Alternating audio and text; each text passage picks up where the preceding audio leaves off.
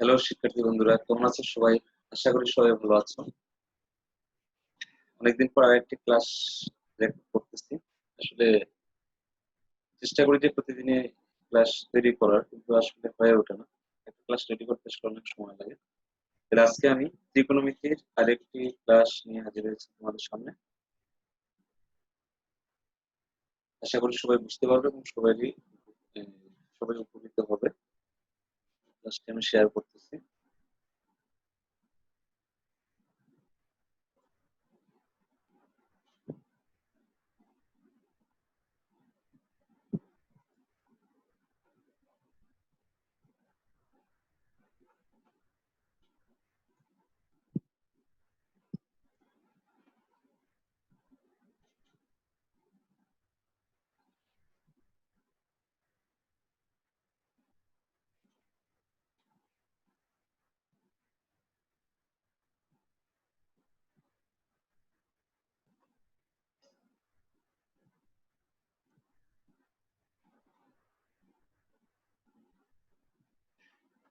গণিত বিষয়ের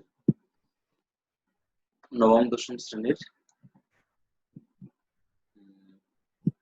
নবম এবং দশম অধ্যায়ের সকল সূত্র নিয়ে আমি এখানে আলোচনা করব।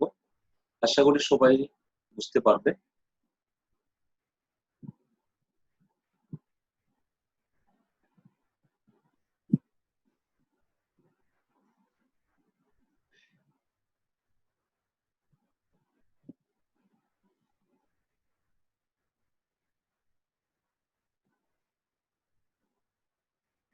এবং অবশ্যই তোমরা সবাই আমার চ্যানেলটিকে সাবস্ক্রাইব করবে। ম্যাথ.স্টাডি এই চ্যানেলটিকে সবাই তোমরা সাবস্ক্রাইব করে দিবে এবং শেয়ার করবে আশা করি সবার কাছে, এবং কমেন্ট করতে পারো। শুরু করতেছি আমার ক্লাসটি। দেখো, ট্রিগোনোমেট্রি, ট্রিগোনোমেট্রিটা একটা গ্রিক শব্দ। এই ট্রিগোনোমেট্রি শব্দের অর্থ হলো তিন ধারের পরিমাপ। ট্রিগোনোমেট্রি শব্দটি কি? একটি গ্রিক শব্দ এবং এর অর্থটা হলো কি? তিন ধারের পরিমাপ। তিন ধারের পরিমাপ বলতে আসলে আমরা এখানে পুরো ত্রিকোণমিতিতেই আমরা একটা সমকোণী ত্রিভুজ নিয়ে কাজ করব, এবং এই সমকোণী ত্রিভুজের তিনটি বাহু রয়েছে এবং তিনটি কোণ রয়েছে। এই তিনটি বাহু এবং তিনটি কোণ নিয়ে কিন্তু আমরা কাজ করব। এই জন্য ত্রিকোণমিতি আসলে শব্দটির অর্থ হলো তিন ধারের পরিমাপ। আমরা তিনটা ধার নিয়ে আমরা কাজ করব, তিনটি কোণ এবং তিনটি বাহু নিয়ে।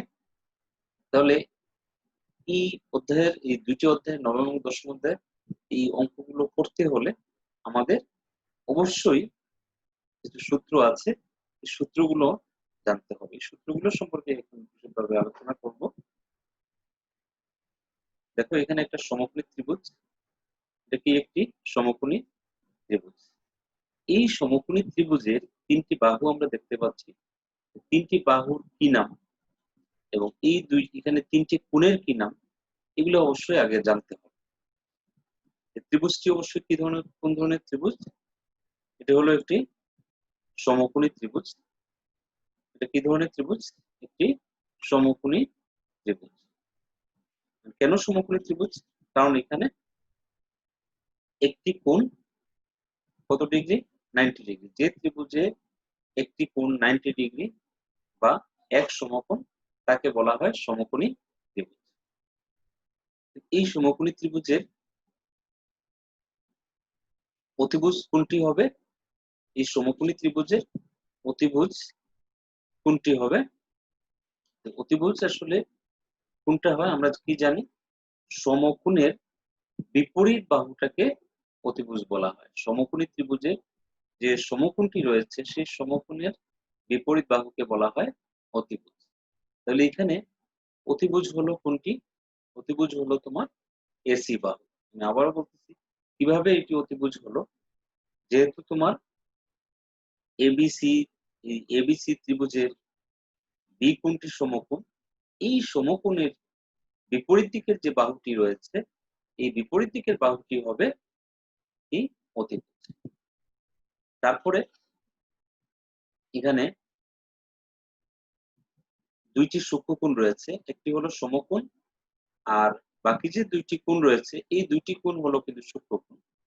এই সূক্ষ্মকোণদের উপর নির্ভর করবে যে কোনটি লম্ব হবে, কোন বাহুটি লম্ব হবে এবং কোন বাহুটি ভূমি হবে। অর্থাৎ সূক্ষ্মকোণ আমরা যেটিকে ধরবো সেই সূক্ষ্মকোণের বিপরীত বাহুটিকেই কিন্তু আবার বলা হয় লম্ব। এখানে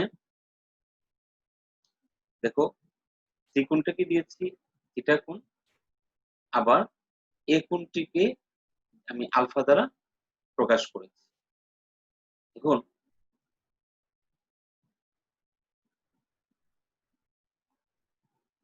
তাহলে যখন আমি সি কোণটিকে নিয়ে কাজ করব, সি কোণটিকে নিয়ে যখন কাজ করবো অর্থাৎ এটা যদি থিটা হয় তাহলে এখানে দেখো থিটা কোণের জন্য লম্ব হবে কিন্তু এবি বাহু, আর ভূমি হবে তোমার বিসি বাহু বা সন্নিহিত বাহু।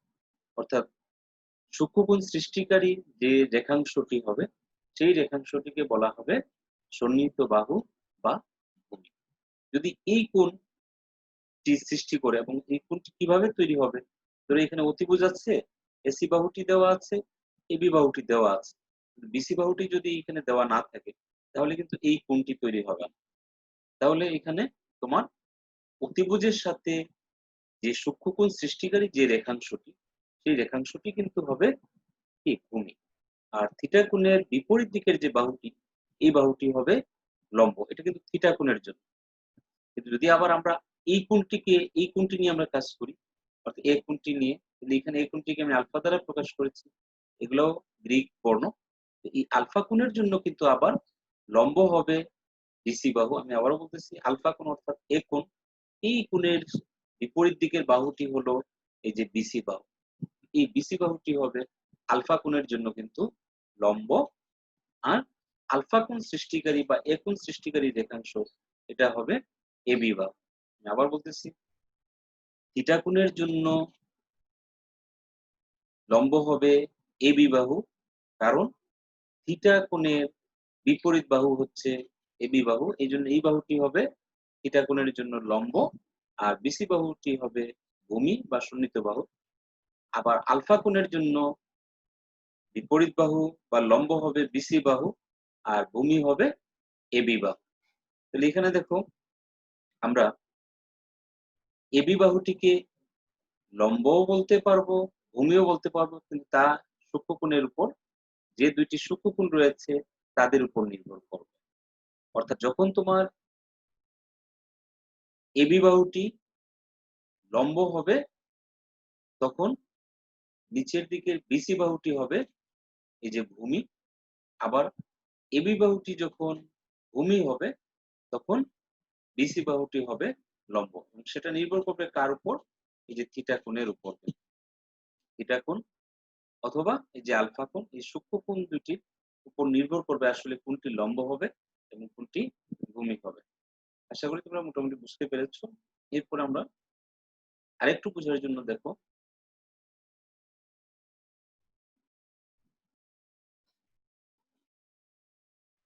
ছবিটির দিকে লক্ষ্য করো। এটা আরেকটি সমকোণী ত্রিভুজ অঙ্কন করলাম, এবিসি সমকোণী ত্রিভুজ। এই ত্রিভুজটিতে কয়টি কোণ আছে? একটি কোণ, দুইটি কোণ এবং তিনটি কোণ। তাহলে এখানে ত্রিভুজটি কোণ রয়েছে, তিনটি কোণ রয়েছে।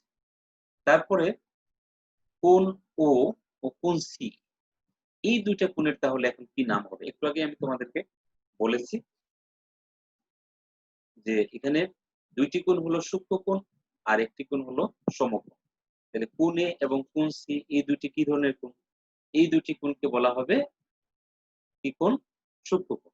কোণ ও এবং কোণ সি এই দুইটি কোণকে কি কোণ বলা হবে? সূক্ষ্মকোণ। আর কোণ বিটি কি ধরনের কোণ হবে? কোণ বিটি হলো তোমার সমকোণ। আশা করি কেউ বুঝতে পেরেছো। এখন দেখো আমরা এ কোণটিকে যদি বিটা কোণ ধরি, এখানে দেখো কয়েকটি গ্রিক লেটার কিন্তু আমি তুলে ধরেছি, টোটাল ৬টি গ্রিক লেটার রয়েছে যেগুলো দ্বারা কোণ প্রকাশ করা হয়ে থাকে। আমি এখানে ৪টি তুলে ধরেছি। একটু আগে দেখেছো আলফা, তারপরে থিটা, এখন আবার এখানে দিলাম বিটা কোণ। এগুলা দ্বারা কোণ প্রকাশ করা হয়ে থাকে। এগুলা গ্রিক বর্ণ। তাহলে এই বিটা কোণের জন্য কোনটি লম্ব হবে? বিটা কোণের জন্য লম্ব কোনটি হবে এবং ভূমি কোনটি হবে? অর্থাৎ ভূমিটাকে বলা হয় সন্নিহিত বাহু, আর বিপরীত বাহু বলা হয় লম্বকে। তাহলে বিটা কোণের জন্য সন্নিহিত বাহু কোনটি হবে? এখানে এই যে বিটা কোণ, এর সন্নিহিত বাহু কোনটি হবে? অতিভুজের সাথে অতিভুজ কিন্তু একটি, অতিভুজ কখনো চেঞ্জ হবে না। মানে এই কোণের জন্য অতিভুজ যেটি, এই কোণের জন্য অতিভুজ কিন্তু একটি, সেটি হলো এসি বাহু এখানে। তাহলে এই বিটা কোণের জন্য সন্নিহিত বাহু কোনটি হবে? সন্নিহিত বাহু হচ্ছে বিটা কোণের সাথে যে বাহুটি রয়েছে সেই বাহুটিকে বলা হবে তোমার সন্নিহিত বাহু। অর্থাৎ অতিভুজের সাথে সূক্ষ্মকোণ সৃষ্টিকারী রেখাংশটি হলো সন্নিহিত বাহু বা ভূমি। তাহলে বিটা কোণের জন্য সন্নিহিত বাহু হচ্ছে এবি বাহু, ও বিপরীত বাহুটি হবে বিটা কোণের জন্য এই যে বিপরীত দিকের যে বাহু, অর্থাৎ এই সামনের দিকে, আসলে বিপরীত বাহুটি কোনটি? যেটি ঠিক সামনাসামনি যেটি থাকবে আর কি। বিটা কোণের জন্য ঠিক সামনাসামনি বাহুটা হচ্ছে বিসি বাহু। বিসি বাহুটা হবে বিপরীত বাহু বা লম্ব। তাহলে বিটা কোণের জন্য সন্নিহিত বাহু হলো এবি বাহু, আর বিপরীত বাহুটা হলো কোনটি? বিসি বাহু। আবার এখন আমরা যদি ত্রিকোণটাকে নিয়ে কাজ করি, অর্থাৎ ত্রিকোণটা কি? এটাও আরেকটি সূক্ষ্মকোণ।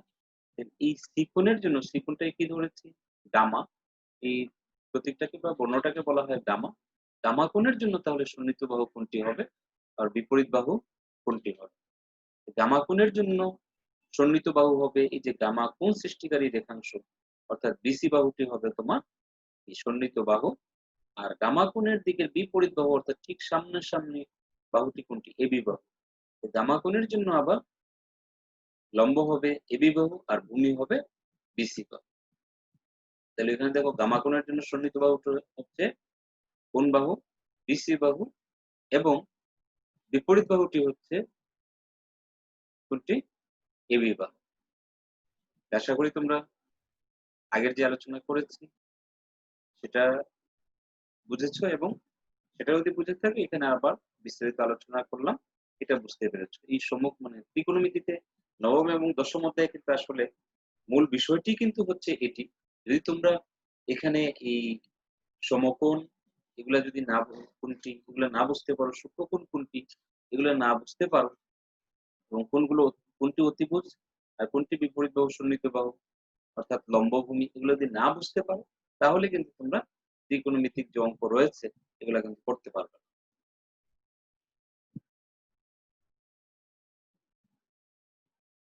আবার দেখো যে আমরা প্রথমে বুঝলাম সমকোণী ত্রিভুজের কোনগুলো অতিভুজ, সরি কোনটি অতিভুজ এবং কোনটি সন্নিহিত বাহু এবং বিপরীত বাহু বা লম্বভূমি। এখন আমরা এখান থেকে যে সূত্রগুলো রয়েছে সেই সূত্রগুলো আমরা নির্ণয় করব। আগে বলেছি যে বিপরীত বাহুটা আরেকটা নাম হলো লম্ব, আর সন্নিহিত বাহুর আরেকটা নাম হলো ভূমি। এখানে আমি একটা যদি ছন্দ লিখি যে সাগরে লবণ অনেক, কি লিখলাম? সাগরে লবণ অনেক। সাগর বলতে আমি কি বুঝিয়েছি আসলে মনে রাখার জন্য এগুলো দিয়েছি, তোমরা আশা করি বুঝতে পারবে ভালো করে বা মনেও থাকবে। সাগর বলতে আমি বুঝিয়েছি সাইন থিটা, অর্থাৎ এখানে আমাদের ত্রিকোণমিতিক অনুপাত রয়েছে 6টি। ত্রিকোণমিতিতে 6টি ত্রিকোণমিতিক অনুপাত রয়েছে। এই ত্রিকোণমিতিক অনুপাত গুলোর দিক সূত্র যেগুলো হবে সেগুলো এখানে আলোচনা করতেছে।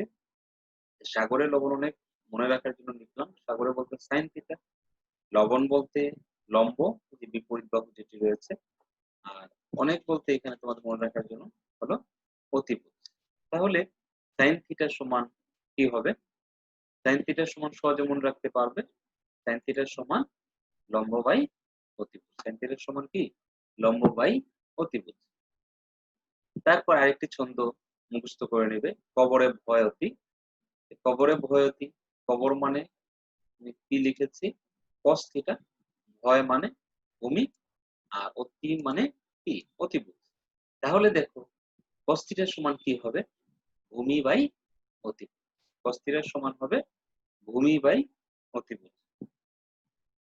তারপরে আরেকটি ছন্দ আমি লিখেছি কি টেরা লম্বা ভূত। কি লিখেছি? টেরা লম্বা ভূত। ওই টেরা লোকটি লম্বা একটি ভূত। হ্যাঁ? তাহলে এই টেরা দ্বারা আমি কি বুঝাতে চেয়েছি? টেরা হলো tan থিটা, লম্বা হলো লম্ব, আর ভূত দ্বারা কি? ভূমি। তাহলে tan থিটা সমান কি হলো? লম্ব বাই ভূমি। tan থিটা সমান হলো লম্ব বাই ভূমি। এই ৩ টি ত্রিকোণমিতিক অনুপাত আগে ভালো করে বুঝে নিবে। বুঝলেই কিন্তু মুখস্থ হয়ে যাবে। মুখস্থ করা লাগবে না। বুঝলেই কিন্তু আবারও বলতেছি বুঝলেই তোমাদের মুখস্থ হয়ে যাবে। এই ৩ টি যখন মুখস্থ হয়ে যাবে, এই ৩ টি থেকে অর্থাৎ সাইন থেকে আমরা লিখতে পারবো কোসেক থিটা। সাইন থিটা হচ্ছে লম্ব বাই অতিভুজ।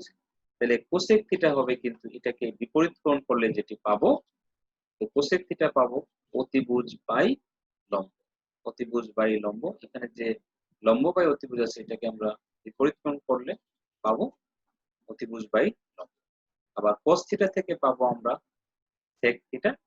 sec থিটাটি হবে অতিভুজ বাই ভূমি। অর্থাৎ cos থিটা থেকে আমরা sec থিটা লিখতে পারবো। তারপর আবার tan থিটা সমান আছে লম্ব বাই ভূমি। এই tan থিটা থেকে লিখতে পারবো আমরা cot থিটা। cot থিটা সমান হবে ভূমি বাই লম্ব। এগুলো বুঝে কিভাবে মুখস্থ করে নিবে। আমরা ত্রিকোণমিতিক অনুপাত পেলাম কয়টি? ১টি, ২টি, ৩টি, ৪টি, ৫টি, ৬টি। ৬টি ত্রিকোণমিতিক অনুপাত পেলাম। এই ৬টি এভাবে বুঝে মুখস্থ করে নিবে। তারপরে আমাদের যে সূত্রগুলো ত্রিকোণমিতিতে প্রয়োজন সেগুলো হচ্ছে দেখো, সেই যে একটু আগে লিখলাম সাইন থিটা। সাইন থিটার সমান আরো কিছু দেখো এখানে সূত্র রয়েছে। সাইন থিটার সমান হচ্ছে 1/cosec থিটা। মানে ৩টি প্রথমে মুখস্থ করে নেবে, তাহলে এই পাশের যেগুলো আছে এগুলো পারবে। আগে sine theta, cos theta, tan theta এই পাশের এই সূত্রগুলো মুখস্থ করে নিবে। সাইন থিটা এগুলোর আরো বিশদভাবে আলোচনা আছে, সেগুলো আলোচনা করব না। এখানে সাইন থিটার সমান হচ্ছে কি 1/cosec থিটা। যে একটু আগেই বললাম যে সাইন থিটা যদি আমরা পারি তাহলে cosec থিটাটা পারবো। তাহলে সাইন থিটার সমান হবে 1/cosec থিটা। আবার cos থিটার থেকে আমরা কার মান পাবো? sec থিটার মান পাবো। তাহলে cos থিটার সমান আমরা লিখতে পারবো 1/sec থিটা। tan থিটার সমান আমরা লিখতে পারবো 1/cot থিটা। এই সূত্রটা খুব কম ব্যবহৃত হয় আমাদের, বেশিরভাগ ব্যবহৃত হয় tan থিটার সমান sin theta by cos theta. আর একটি সূত্র tan থিটার সমান একটা 1/cot থিটা। এটাও কিন্তু বিশ্লেষণ করে আসছে আসলে। এগুলা এখানে বিস্তারিত আলোচনা করব না, তারপরে অন্য ক্লাসে আলোচনা করব। tan থিটার সমান sin থিটা, এই সূত্রটা আমরা বেশিরভাগ ব্যবহার করব। sin থিটার সমান 1/cosec থিটা হলে এই cosec থিটা হবে আবার 1/sin থিটা। cos থিটা যদি 1/sec থিটা হয়, sec থিটার সমান হবে 1/cos থিটা। tan থিটার সমান যদি 1/cot থিটা হয়, cot থিটার সমান হবে 1/tan থিটা। আবার tan থিটার সমান যদি sin বাই cos থিটা হয়, cot থিটার সমান হবে cos থিটা বাই sin থিটা। তারপরে দেখো আরো ৩টি ইম্পর্টেন্ট সূত্র, মানে সবগুলোই আসলে লাগবে ত্রিকোণমিতিক যে অঙ্কগুলো আছে অঙ্কগুলো করার জন্য। আর বাস্তব ক্ষেত্রে আমরা যদি ত্রিকোণমিতিক এই অঙ্কগুলো না জানি, বাস্তব ক্ষেত্রে আসলে প্রয়োগ করতে পারবো না। এখানে আরেকটি সূত্র হলো sin square theta plus cos square theta সমান 1। তারপর cosec square theta minus cot square theta সমান 1। sec square theta minus tan square theta is equal to 1। এই ৩টি সূত্র কিন্তু আগে মুখস্থ করে নেবে। ১ নম্বর, ৪ নম্বর এবং ৭ নম্বর। এই ৩টি সূত্র মুখস্থ হয়ে গেলে তারপরে তোমরা নিচের যে ২টি আছে, ২টি করে এই ২টিও কিন্তু বুঝতে পারবে। তাহলে কিভাবে হলো দেখো, একটু বোঝার চেষ্টা করো। sin square theta plus cos square থিটার সমান যদি 1 হয়, তাহলে এখান থেকে যদি আমাদের sin স্কয়ার থিটার মান দরকার হয়, তাহলে আমরা কি করব? এই যে sin স্কয়ার থিটাটিকে আমরা বাম পক্ষে রেখে দেব।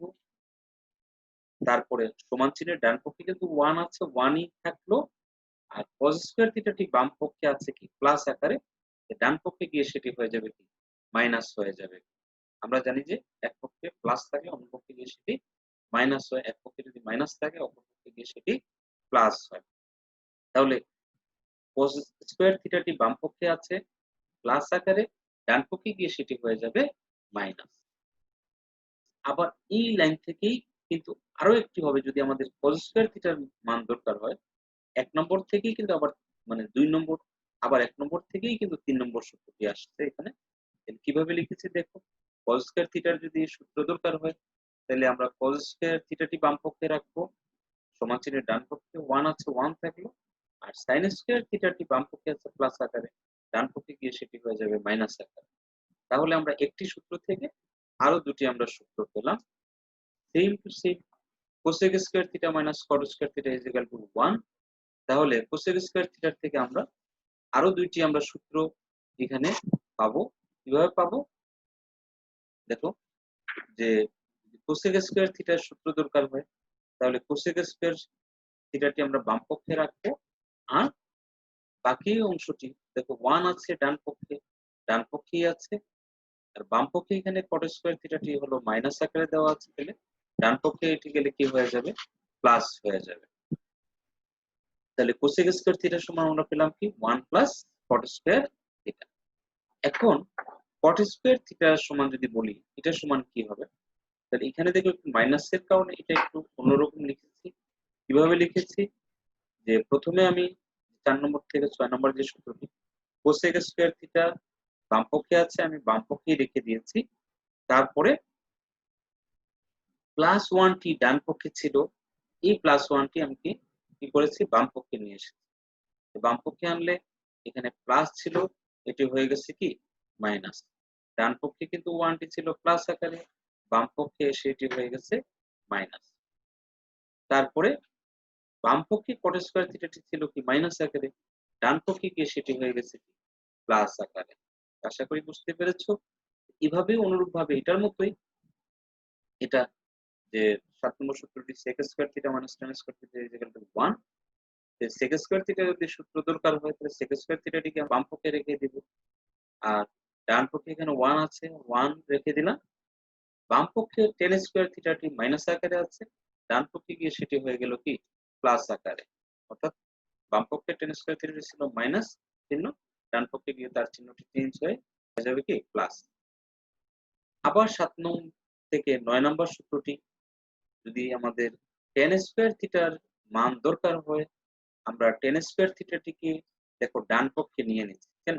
কারণ আমরা এটা প্লাস আকারে প্রকাশ করব। প্লাস আকারে প্রকাশ না করলে যদি আমরা বাম পক্ষে রাখি তাহলে কিন্তু আবার এটা একটু লম্বা হয়ে যায়, আবার মাইনাস সাইন পরে কমন নিতে হয়। এইজন্য আমি এভাবে না নিয়ে সরাসরি মাইনাস tan স্কয়ার থিটাটিকে নিয়ে নিচ্ছি কোন পক্ষে, ডান পক্ষে। ডান পক্ষে নেওয়া সেটি হয়ে গেল প্লাস, আর sec স্কয়ার থিটাটি বামে আছে বামেই থাকলো, প্লাস 1টি কিন্তু ডান পক্ষে আছে 1 আকারে, বাম পক্ষে সেটি হয়ে যাবে কি মাইনাস আকারে।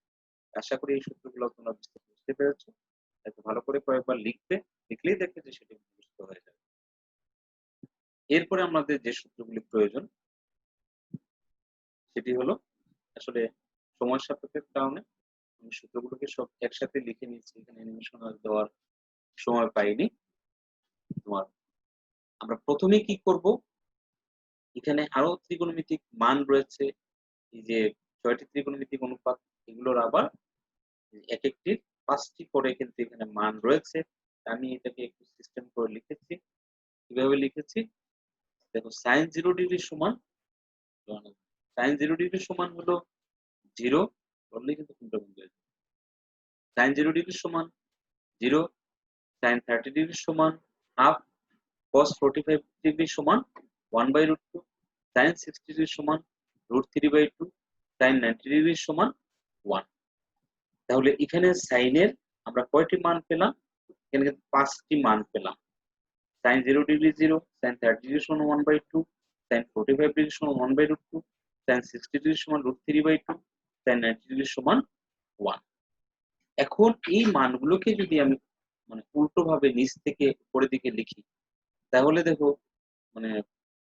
এই মানগুলো হয়ে যাবে। তখন এই সাইন গুলোকে তোমরা হাত দিয়ে চেপে ধরবে, চেপে ধরে cos এর মানগুলোকে এইভাবে উল্টো দিক থেকে লিখবে। আবার cos 0 degree, cos 30 degree, cos 45 degree, cos 60 degree, cos 90 degree.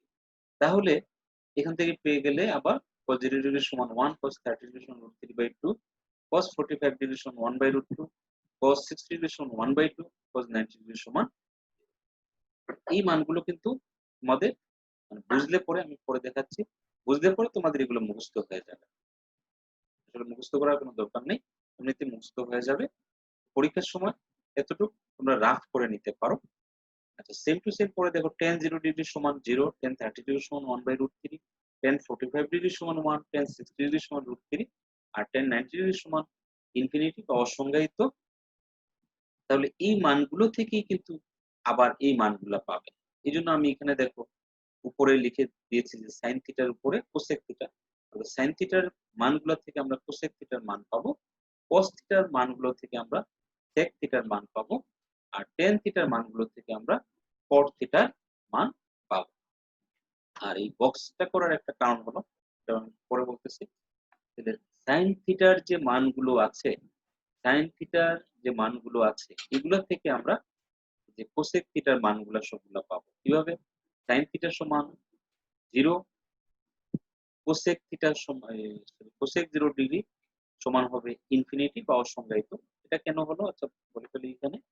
উপরে দেখো যে বক্সটি করেছি, এই বক্স থেকে আমরা যে মানগুলো পাবো, cosec থিটার যে মান পাবো, sec থিটার যে মান পাবো, cot থিটার যে মান পাবো, সেই মানগুলা হবে অসংজ্ঞায়িত বা ইনফিনিটি। এখানে আমি ইনফিনিটি চিহ্ন দ্বারা প্রকাশ করেছি। sin 0 ডিগ্রি সমান 0, কিন্তু cosec 0 ডিগ্রি হবে দেখো ইনফিনিটি বা অসংজ্ঞায়িত। আবার sec 90 ডিগ্রির মান 0, sec 90 ডিগ্রির মান হবে ইনফিনিটি। দেখো ওই যে নিচে এখানে দিয়েছি sec 90 ডিগ্রি সমান ইনফিনিটি। আবার tan 0 ডিগ্রি সমান 0, cot 0 ডিগ্রি হবে ইনফিনিটি। cot 0 degree infinity. আর বাকি মানগুলো কিভাবে আসছে দেখো, sin 0 ডিগ্রি 0, তাহলে cosec 0 ডিগ্রি হলো ইনফিনিটি। sin 30 ডিগ্রি সমান হলো 1/2, তাহলে cosec 30 ডিগ্রি হবে কি হবে, এই যে নিচের টুটি যাবে উপরে, উপরের টুটি উপরের 1 টি চলে আসবে নিচে। যে নিচের 1 লেখার প্রয়োজন নাই, প্রয়োজন ছাড়া আমরা নিচের 1 লেখার আমাদের দরকার হবে না, নিচে লিখবাও না। তারপরে sin 45 ডিগ্রি সমান 1/√2, cosec 45 ডিগ্রি হবে সেম টু সেম, এই সংখ্যাটিকে উল্টানো হলে √2টা উপরে যাবে আর উপরের 1 টি নিচে চলে আসবে। তাহলে cosec 45 ডিগ্রি সমান √2/1। তারপরে sin 60 ডিগ্রি সমান √3/2, cosec 60 ডিগ্রি হবে এই sin 60 ডিগ্রির মানটাকে বিপরীত কোণ অর্থাৎ লবকে হরকে লব করতে হবে, এটাই আর কিছু না। সবগুলা মানকে 2টা চলে যাবে উপরে, উপরে √3টা চলে আসবে নিচে। তাহলে sin 60 ডিগ্রি সমান √3/2, cosec 60 ডিগ্রি হবে 2/√3। sin 90 ডিগ্রি সমান 1, তাহলে cosec 90 ডিগ্রির মানও হবে 1। 1 কে উল্টানো হলে, তোমার বিপরীতকরণ করা হলে 1 1ই হবে। তারপরে cosec 0 ডিগ্রির মান এখানে সুবিধার্থে উল্টো দিক থেকে লিখে নিয়েছি, যেখানে আমি আবার ঠিকভাবেই সাজিয়ে লিখেছি। এখানে sec cos থেকে আমরা sec এর মানগুলো পাবো, তাহলে sec এর এগুলো আগে লিখে নিবে। sec 0 ডিগ্রি সমান sec 30 ডিগ্রি সমান sec 45 ডিগ্রি সমান sec 60 ডিগ্রি সমান sec 90 ডিগ্রি সমান। তাহলে sec 0 ডিগ্রির মানটি আমরা কার কাছ থেকে পাবো? cos 0 ডিগ্রির মান থেকে পাবো। cos 0 ডিগ্রির মান হলো 1, sec 0 ডিগ্রির মান হবে 1, cos 30 ডিগ্রি সমান √3/2, sec 30 ডিগ্রির মান হবে 2/√3, cos 45 ডিগ্রির মান হবে 1/√2, তাহলে sec 45 ডিগ্রির মান হবে শুধু √2। এইভাবে cos 60 ডিগ্রি সমান 1/2, এই মান থেকে আসছে sec 60 ডিগ্রির মান 2, আর cos 90 ডিগ্রি সমান হলো 0, sec 90 ডিগ্রির মান হবে অসংজ্ঞায়িত বা ইনফিনিটি। এই বক্সটা করে দিয়েছি এই জন্য যাতে ইনফিনিটির যে মানগুলো, অসংজ্ঞায়িত যে মানগুলো সেগুলো যাতে মনে থাকে। আবার tan এর মানগুলো থেকে আমাদের অনুরূপভাবে sin cot এর মানগুলো আমরা পাবো। tan 0 ডিগ্রি থেকে cot 0 ডিগ্রির মান, tan 30 ডিগ্রির মান থেকে cot 30 ডিগ্রির মান, tan 45 ডিগ্রির মান থেকে cot 45 ডিগ্রির মান, tan 60 ডিগ্রির মান থেকে cot 60 ডিগ্রির মান, tan 90 ডিগ্রির মান থেকে cot 90 ডিগ্রির মান। এখানে আবার একটা বিষয় দেখো, তোমরা জিজ্ঞাসা করতে পারো যে এখানে tan 90 ডিগ্রি ইনফিনিটি আছে, তাহলে এটা ইনফিনিটি হওয়ার কথা না। এই একটি মান এখানে দেখো যে বক্স থেকে আমরা যে মানগুলো পেয়েছি যে tan 0 ডিগ্রি সমান 0, cot 0 ডিগ্রির মান ইনফিনিটি, আর একটি কিন্তু এখানে 1 পেয়েছি, যে লাস্টেরটি হয় 0 বা 1 হবে, কিন্তু কোনো মান কিন্তু ডাবল হবে না। যে cot 0 ডিগ্রি ইনফিনিটি আবার cot 90 ডিগ্রি ইনফিনিটি ভাবে হবে না, একটা একটি করে মান। cot 0 ডিগ্রি যদি ইনফিনিটি হয়, cot 45 ডিগ্রি 1 হয়, তাহলে cot 90 ডিগ্রি একটা মান এখানে 0 হবে, এটা কিন্তু ইনফিনিটি হবে না। এইভাবে বুঝে তোমরা মুখস্থ করে নিবে। তো এই মানগুলো এখন কিভাবে আসছে আমরা দুইটা মান বের করা শিখবো। সাইনের মানটি কিভাবে আসলো এবং টেনের মানগুলো কিভাবে আসলো, এই দুইটা আমরা বুঝে নেব। বুঝে নিলেই এগুলো আমাদের মুখস্থ হয়ে যাবে। আর সাইন এবং টেনের মানগুলো যদি আমাদের মুখস্থ হয়ে যায় বা মনে নাও থাকে, তাহলে সিস্টেম মোতাবেক তোমরা বের করতে পারবে। আর এই ৩ টি মান থেকেই আমরা সাইন থেকে কোসেক, কস থেকে সেক এবং টেন থেকে কটের মানগুলো আমরা এইভাবে বের করে নিব। এগুলো পরীক্ষায় লেখার দরকার নেই। তোমরা শুধুমাত্র এই মানগুলোকে তোমরা এখানে এই কি করে নিবে, লিখে নিবে, তাহলে সহজে তোমরা মানগুলো বসাতে পারবে। এই মানগুলো সাইনের মানগুলো কিভাবে আসলো এগুলো আমরা একটু দেখি। সাইনের মানগুলো বের করতে যেহেতু দেখো যে ৫ টি মান, তাহলে আমরা প্রথমে এভাবে 0, 1, 2, 3, 4 লিখে নেব। তাহলে ১, ২, ৩, ৪ ৫ টি মান আমরা পেয়ে যাব। সবগুলোকে আমরা 0 দ্বারা ভাগ করব। 0, 1, 2, 3, 4 0 দ্বারা ভাগ করে প্রত্যেকটিকে আবার আমরা এভাবে রুট দিয়ে নিব, বর্গমূল করে নিব। বর্গমূল করে তারপর আমরা এগুলাকে ভাগ করব।